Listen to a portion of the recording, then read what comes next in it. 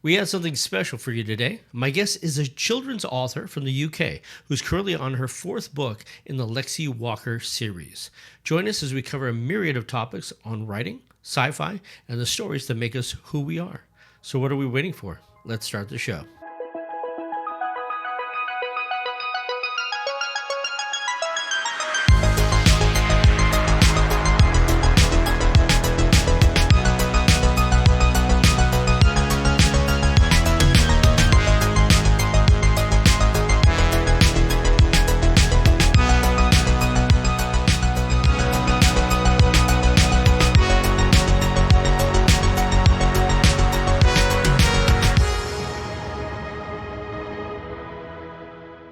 I'm very excited to share my conversation with author Frances Wong. Her science fiction stories for young readers are filled with wonder, adventure, and heart. We'll talk about her early love of writing and the sci-fi films and TV shows that helped shape her imagination. Here's part one of our chat on this episode of Wocket Launch. Thank you. Thank you for being on Thank the you podcast. for having me. Thank you so much. Not at all. I'm excited because I like speaking to people that not just that like science fiction, but also that take that passion into another area. In the case of writing or music or sound or being a filmmaker. And in your case, you're an author and you Yes. write children's science fiction and fantasy. But how did that all come about? How did it come about that you decided that you wanted to write? It's always been a part of me ever since when I was really tiny. I remember I was making little books with sellotape and paper. And it was before I knew how to write. And I would just scribble that little scribble writing that little children do. And I'd tell my parents that they were these fantastic stories based probably on what I'd been watching on TV at the time. But yeah, I don't remember a time when I wasn't writing a story ever since I was tiny. There was one time when my grandparents came round once and I was like, I've got all these books for you to read that I've written. And I just gave them little folded pieces of paper. So it's always been there. It's funny because I remember I would get pictures and then have a little scribble next to it. What does that say? And then they would tell me, my kids would tell me. I love the idea of imagination being unleashed and leaving it open and never clamping that down. What were the things that you would watch, both when you were a child and as you got older, that was sci-fi or fantasy based that you enjoyed? What really stuck with you? As a child in the UK, we only had 2 channels to start with, and then we only had ITV, and then we had Channel 4, and then we had Channel 5 when I was about 11-ish. I'm not quite sure what year it came out, but we didn't have a lot of options. So the only real sci-fi that we watched was Buck Rogers, the reruns of Buck Rogers. And we used to watch Doctor Who, of course, and the old Star Trek. So when Next Generation came out, that was huge. I think it came out in 90 or 93, something like that. And it was huge because we actually got some new sci-fi and it was really fun and exciting. It looked really good. So I grew up watching reruns and Next Generation. That's what really inspired me, and that's what I loved. And I wanted to join Starfleet. I think we all do. It just goes without question. One of the best things about Star Trek is just the simple fact that it's something that we can aspire to. There's something wonderful about the possibility of us working together and like having a common goal. Absolutely. But I'm a little surprised though, because I know I watched mostly here in the US through PBS. I would watch a lot of old reruns of British sci-fi. Things that were even sci-fi adjacent, like The Avengers with Patrick Macnee, or things like, all the Thunderbird shows, all the Jerry and Sylvia Anderson shows. So I watched a lot of that, but obviously it was like usually 20 years after it came out in the UK. It was the same time, but then I would also watch Monty Python and Doctor Who, and of course Doctor Who, because my first Doctor is Tom Baker, and that's forever will be the best Doctor ever. And that's my own point of view. Now, when you watch Star Trek, Next Generation specifically, what drew you to that? What do you think was different about that? Was it just because it was new, or because it was so big and bold and brash? I think definitely that it was new, but also there were some strong female characters as well. Now the names have gone out my head, but you've got the Doctor, 2 doctors, in fact, 2 female doctors who are very strong female characters. And Deanna Troi, she was one of my favorite characters as well, because obviously she had telepathy, which is always a really cool superpower. And she was also she got to sit on the bridge. She was telling people what to do. So I think the strong female characters really bring it out. And there was, for the time, the graphics were amazing as well. In the first season, you have Tasha Yar, being the head of security, which I thought was Yes. really a striking thing. Everything changed once Picard was taken by the Borg. When he Yeah. After Best of Both Worlds, Part 1 and 2, first off, that was the most horrible summer of my life. Riker Yeah. says fire, and then 3 months later, 4 months later, we get the show. The rest of it, it was just like, oh goodness gracious. But one of the things I really loved was the way that Beverly Crusher and the way she became much more of a strong character Hmm. as time went on. I think also her leaving and coming back was really good. When you see some of these female representation on Star Trek, were you seeing that anywhere else? Or was that kind of like the first time you really saw that in science fiction? I think that was the first time. And then when Babylon 5 came out, I was a lot older then. And I think Babylon 5, like Ivanova, like if not everyone wanted to be Ivanova, although I did want to be the telepath. They had two, didn't they? So I wanted to Yes. be, there's a theme about telepathy with me. Apparently. I don't know why. But yeah, so I really loved those two strong characters as well. But Ivanova, she was funny, she was feisty, and she took no messing, and she's another strong female character. And I think as a child growing up in sci-fi, a girl growing up in sci-fi, you don't see a lot of female characters. It does tend to be a male-dominated genre. So it is good to see those strong female characters that aren't just green and dancing in front of Captain Kirk. There's something that's more tangible, more achievable as well. Because I always wanted to be an astronaut as well when I was a child. Seeing these women in space often made me feel like that was a possibility. Because I went to space camp when I was 16 and in Did you Florida. really? The official space camp. Wow. Yeah, So Florida. what was that experience like for you coming from another country? Oh, it was incredible. It was just, I'm so glad I did it. We saw the film. I don't know if you've seen the space camp film where the children actually get blasted off into space and they have to find their way. With Kate Capshaw, and yes, no, I saw it when the first Yeah. day it came out, and it was really unfortunate because then that was the same within 2 weeks of the disaster, Yeah. and then it just wasn't available for a long time. So Yeah. it was actually hard to find. I don't think it's available streaming either, but I love that movie. What a Yeah. fun movie. And it also Yeah. was that dream of the childhood dream of, well, what if I actually got shot into space? What would I Yeah. do? What could I do? Yeah. And I love that. I just think anytime you can Mhm. do that, especially for a child, to give them the opportunity to see Yeah. themselves in that place. Ooh. Yeah. It was amazing. It was the best experience because you wear a flight suit the whole time you're there as well.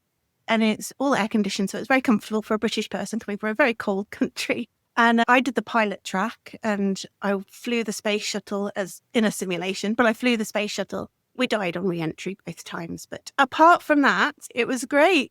And it was odd being the only British person there. There's a lot of things I couldn't connect to. It was before the internet.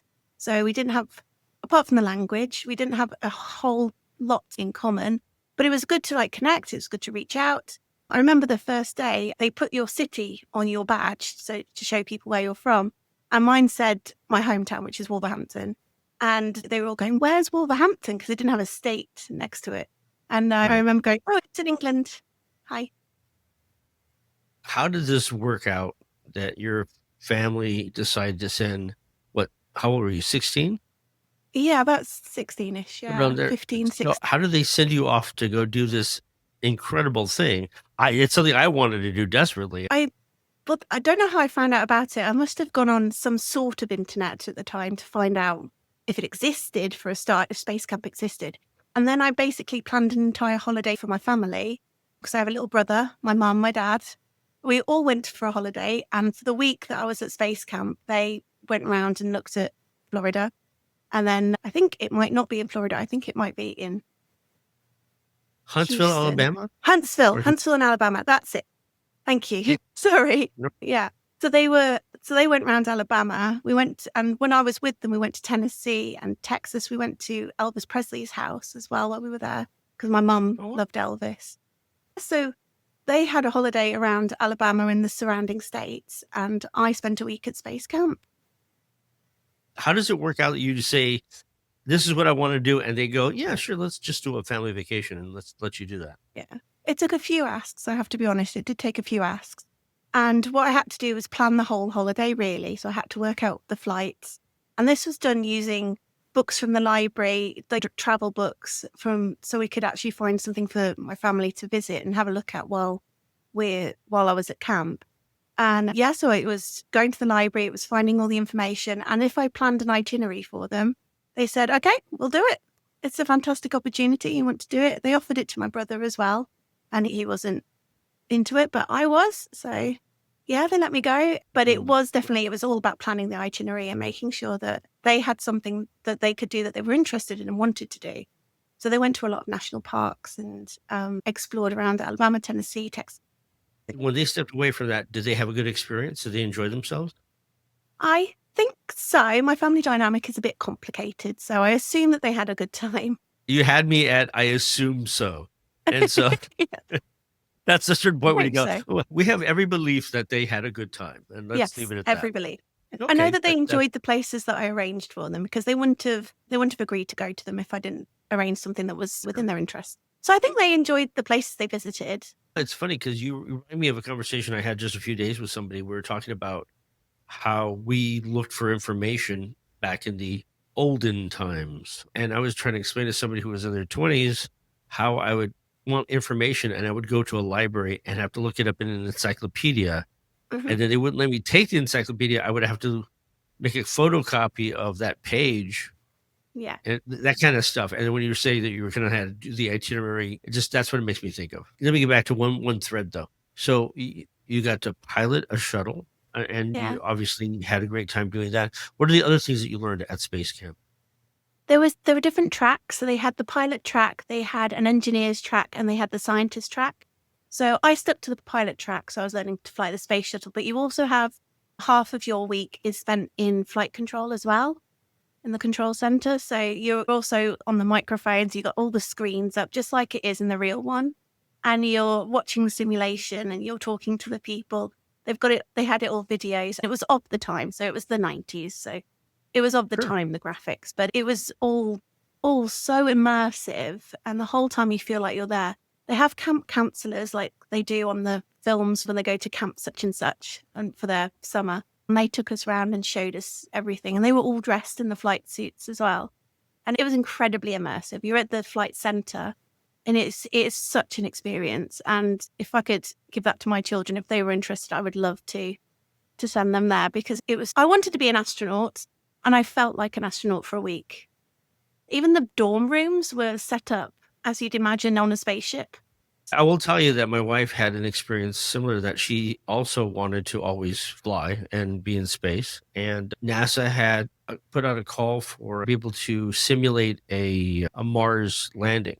And so she got to go and put on the suit and basically part of a team and learn how to use certain devices and stuff. And she, to this day, it's one of her favorite memories of all time because she got to do Yeah. something that she always wanted to do, at least to touch on it and to have that kind of that feel for it. And it's nice to be able to say my wife was at least for a week or two, she was an astronaut. So that's Yeah. fun. But Yeah. yeah, it sounds like it was just a remarkable experience for you. It was. Unfortunately, it was the time before cameras, so it was a still film camera time, so I didn't get many pictures of it.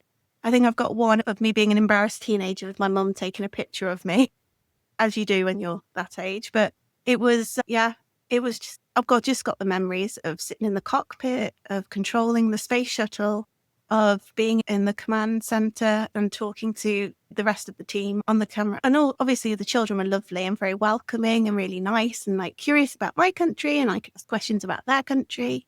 And it was really, and it had children from all over America. I remember thinking, oh, there's not many people here from this state. And they were from all over. So it was really nice to meet them. Yeah. And I had my first Hershey bar as well when I was there. And last Hershey bar when I was there. And I was going to say, is that a good or a bad thing?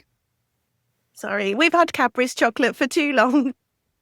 You have certain things. Yeah. I don't know. It's kind of like like my wife likes her tea white, and when we went to the UK, we were like, oh my god, this is tea versus what she has normally, and just such a difference. So you went and did that, and that kind of is just like such an early. It's something you really wanted to do, and it kept you on that path. Now, was that before the movie Space Camp came out, or after? No, it must have been after. It must have been quite a bit after because I watched it on TV. So Okay. it must have been quite a while after. And I recorded it on a VHS tape so that I could watch it over and over again because it was one of my favorite. the feeling of them bringing that shuttle back in is just amazing, that film. It just feels so glorious, and how they work Mhm. together, they made it all work. I really it's weird because I don't think enough people have seen that movie. I'm always looking for films and I tell people, "Hey, what do you think about this film?" And then I find out they didn't never seen it or they don't know anything about it. And I'm like going, "Oh, you're missing something here." Because it really allowed the viewer and the audience to be there with them. And Mm. unfortunately, unlike your trips, they actually landed them. Yeah. Sorry, I'm just Yeah, I think I needed a bit more practice. I had to eh, close the holes in the space shuttle before I landed. I think I that's had to get helpful. that. That yeah, yeah, Yes, that's good. That's good. Maybe you should go back. I think I should. I think I Yeah, should. I think it's only fair. There's no reason why you shouldn't be able to have that option to have just another round. Give it another shot. Yeah, you had mentioned Babylon 5, which is one of my favorite science fiction shows, mostly because it had a trajectory and a story. Yeah, And whether I'm watching yeah. something like Babylon Squared, where they're dealing with time travel and what happened at the Babylon 4 station and all that stuff, Mhm. but they would have these stories that were laid out so well. J. Michael would literally deliver this expansive story, Yeah. knowing full well where it was going to end. Mhm. That's what drew me into Babylon 5 because it was the storytelling was just it was unique, and we didn't Yeah. see anything like that until the last few seasons of Deep Deep Space Space Nine? Nine Yeah. when we Yeah. started dealing with Dominion War and all that. Yeah. So, what drew Yeah. you into Babylon 5? It was like a home, wasn't it? Because you really draw yourself into the characters. You love the characters. What was the name of the security chief in Babylon Garibaldi. 5? Michael Garibaldi. Garibaldi. I loved him. I absolutely loved him. And I loved Sheridan. And then when he was replaced, I was like, I don't like this captain at all. He can just. And then I fell in love with him as well as a Right. character. And I just thought, I just loved Garibaldi. I loved Ivanova. I loved the station. I actually wrote a short story as a child based on a child living on not Babylon 5, but a Babylon 5 like station. And she was like a street rat and she would like, she was a pickpocket and she would go around and that was her life. And I didn't understand about story structure at the time. So that was basically the story. Sure. But it was so inspiring, and I just was like, I want to live on a space station like that. I want to have that as my life. And because it was such an immersive show, I think it did pull you in for those 45 minutes, and you could just be part of the crew or one of the passengers, especially when the guy who collected the souls came, and I was like, Oh, oh, yeah. stay away. I liked anytime that Londo would see Mr. Garibaldi, he would go, "Mr. Garibaldi." I would get this Yeah. big I Oh, loved Londo. his "By the Great Maker." I loved the way he Yeah. sounded and the way he looked. Yeah. The whole thing was it was that whole kind Yeah. of feathery peacock thing where Yeah. and there was a otherworldliness to these characters. It kinda gets back to that early science fiction that I loved, which was you tell this story and you put this with an alien wraparound, and then you find out that the alien Mhm. characters were the most humane and Yeah. the most like Citizen Jakar. I Yeah. fell in love with his character, not Yeah. just because he was this alien lizard looking like Yeah. creature thing, but because he had the most heart. Yeah. And Anybody. when they become friends, they were Right. frenemies, weren't they? Really, for the whole thing. I know they were enemies, but they were frenemies. They had a respect for each other from the start. And the way their friendship and relationship evolved all the way through, and they changed position as well from the aggressor and the defender. They swapped, and there was a lot there. And Via always made me laugh with his like trying to keep up with Londo. Yeah.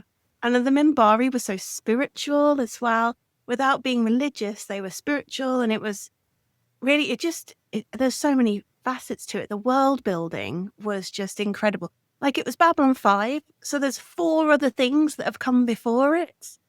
So it's not just, oh, it's the space station. It's like there's a history. And I think that's the thing is world building really has to come from a sense of that richness and the deepness that goes beyond one level. And Mm. I know that with the original Star Trek, they were limited by everything from the sets to the ability, how much money they had to produce a show and an episode and all that Mm. stuff.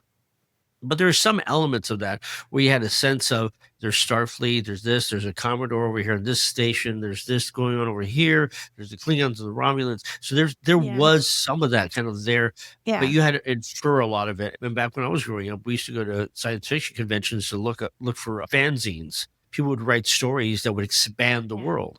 Yeah. And with Babylon 5, it felt it was like there already. It was built for you, Mm. like you could see it. And I like how they even just started each episode with saying, "This is the story of the Babylon Station." It was Yeah, like, a "Here, dream let's like." given form.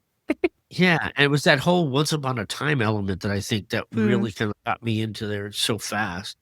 I love Lanier with Billy Mooney playing the character and Delenn. I just thought you're right. I love the idea of that spiritualness, but not necessarily Mhm. specifically force the religion on you. And they were like just thoughtful about what they were. And they had the caste system, which I thought was an Yeah, interesting thing with the yeah, race, which kind of informed everything they did, whether you're the warrior caste or whether the builders or whatever they were. There's a lot to love about that show. Now, did you have a yeah. favorite episode?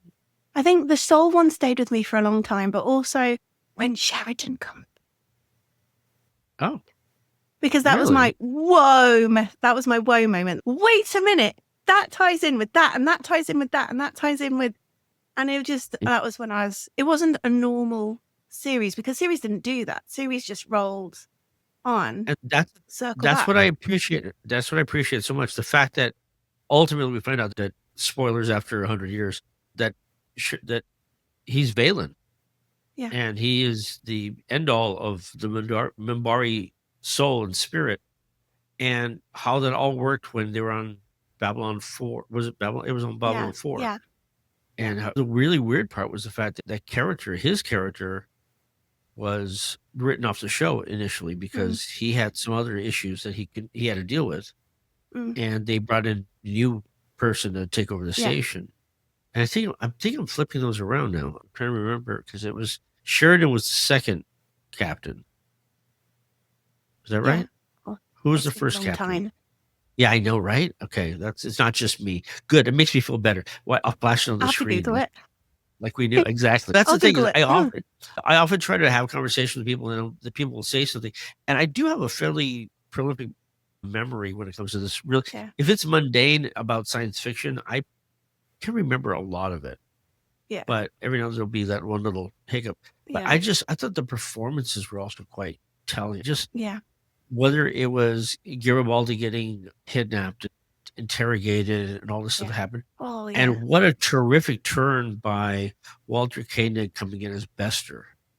Oh gosh, that was like because of obviously watching the reruns of Star Trek, and then when he Sure. comes in, I'm like, he was my favorite because he was cute and girl, and yeah, so he was pretty cute. So he was one of my favorite characters in Star Trek, and then he comes in as an older character in Babylon 5, and it was like, my goodness me, because I do get quite excited whenever there's a crossover. You're absolutely right. I grew up with the beginning of that back when I used to watch the $6 Million Man. Then all of a sudden the Bionic Woman would show up, and then I'd be really excited because there's two of them. Yeah, I'm easily abused, but a good crossover is always a fun thing.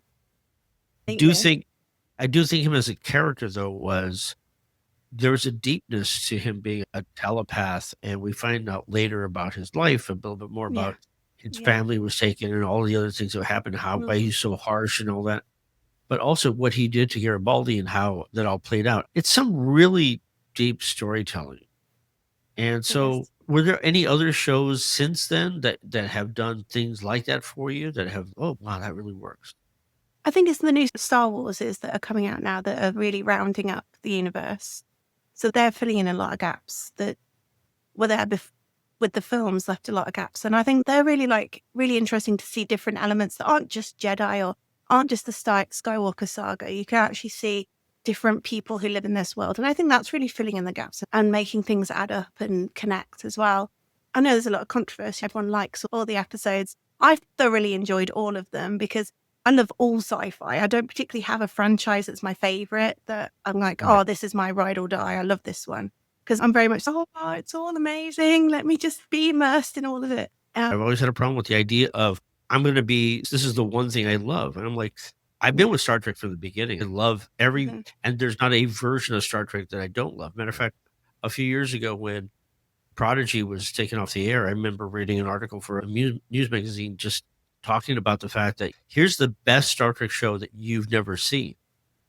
Because I thought nobody was watching Prodigy because they thought it was a kid's Yeah. show. And then on top Yeah. of it, it was animated and it featured Mhm. aliens on the bridge of a starship. And they're like, oh, I can't relate. I'm like, no, you really can. Oh, It it's was just just, so well put together. yeah. But My son actually found Prodigy on Netflix.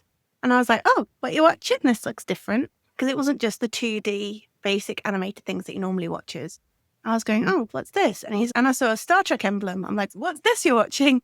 So because he's older now and he chooses his own things to watch. And so sure. I said, can we watch this from the start? We watched it together from the start. And I was thinking, it's got Janeway, my favorite Star Trek captain. If I have to have a favorite, it's Janeway.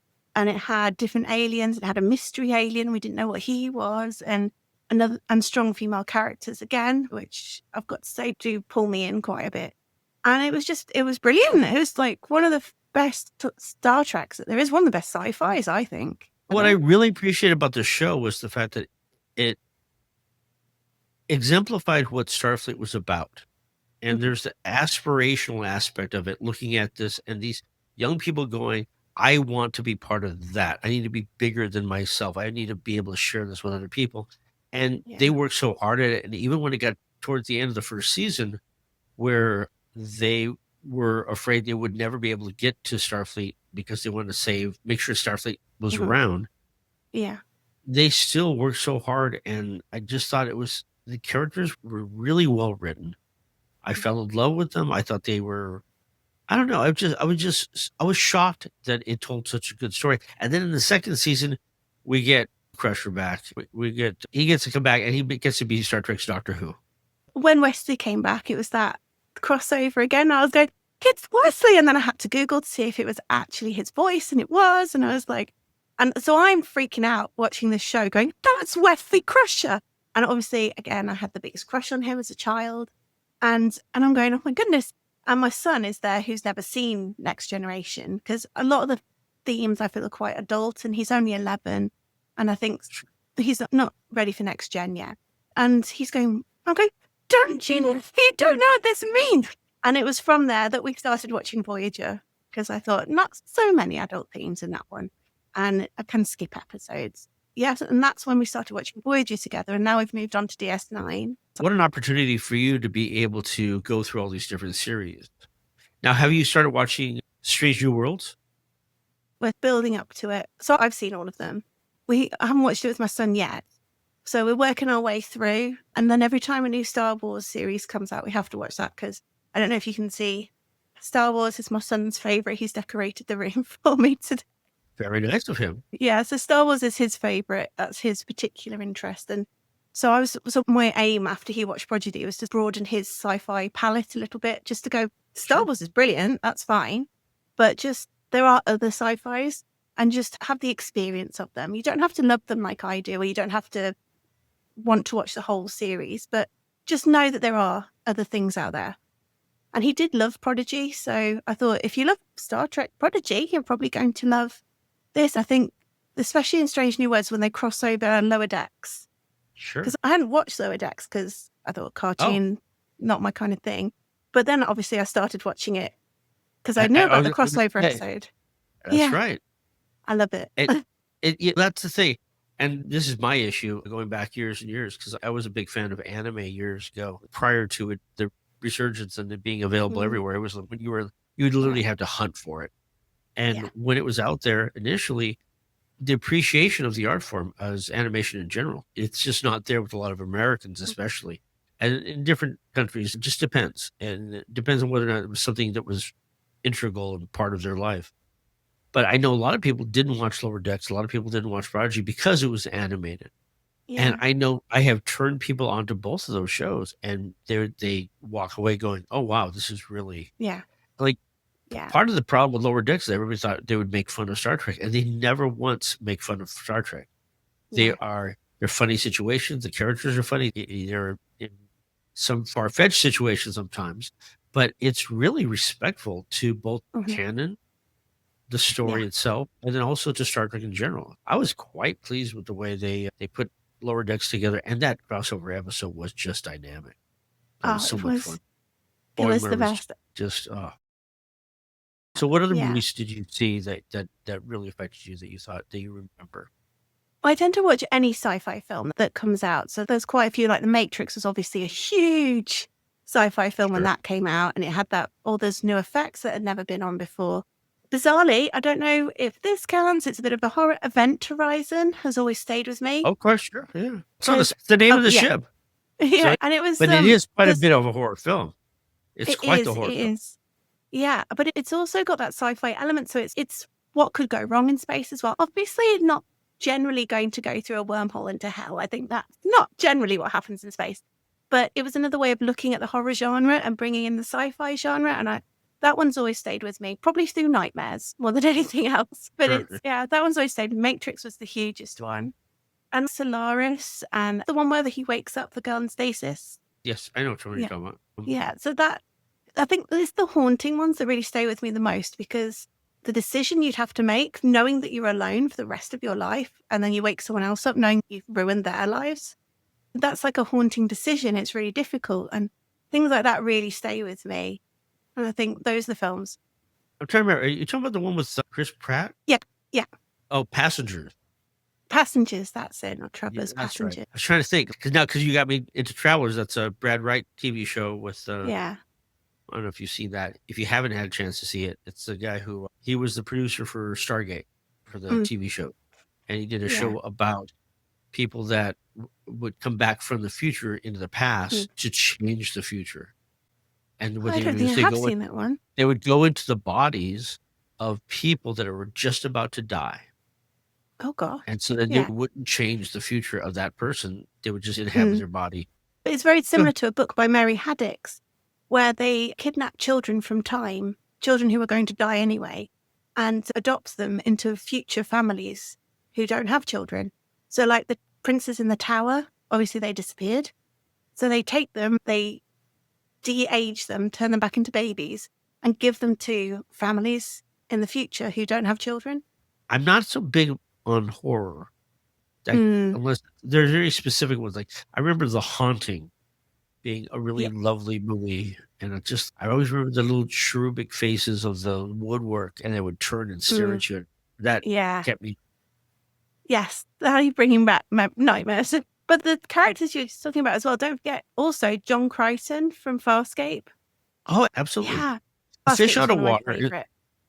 Any fish out of water story, when you're taking somebody out of their element and putting them somewhere else, has always been such a great place. Whether it's, oh my goodness, Connecticut Yankee, King Arthur's Court, or whatever. And Judge Dredd. Oh, yeah. Doesn't he go forward in time as well? And that's the one about the shells? He has to use the shells in the bathroom? I think you might be missing two things. You talk about Demolition Man. Oh, maybe that. There's so many films. Trying to keep track of everything is. Demolition Man was the one with Wesley Snipes and Sylvester Stallone, and that's the three shells. And Sandra Bullock was one of her early movies. Yeah. And then Judge Dredd. And then he also played Judge Dredd in a version of Judge Dredd, but not the best version. That's not important. Yeah. For over 40 years, BayCon has brought fans together for epic panels, amazing guests, workshops, gaming, and unforgettable fun. This year, we enter a convenient parallel dimension, a spookier side of speculative fiction that you can experience this 4th of July weekend at the Santa Clara Marriott. BayCon, the Bay Area's longest-running, fan-run science fiction and fantasy convention. There's a place for you here. Visit baycon.org for tickets and more. Thank you all for joining us for this episode of Wocket Launch. We'll have the rest of the interview on the very next episode. We appreciate you watching, listening, and being a fan of sci-fi fandom. So until we meet again, remember, never be cruel, never be cowardly, always try to be nice, but never fail to be kind. I'm Sinohui, and until next time, be seeing you.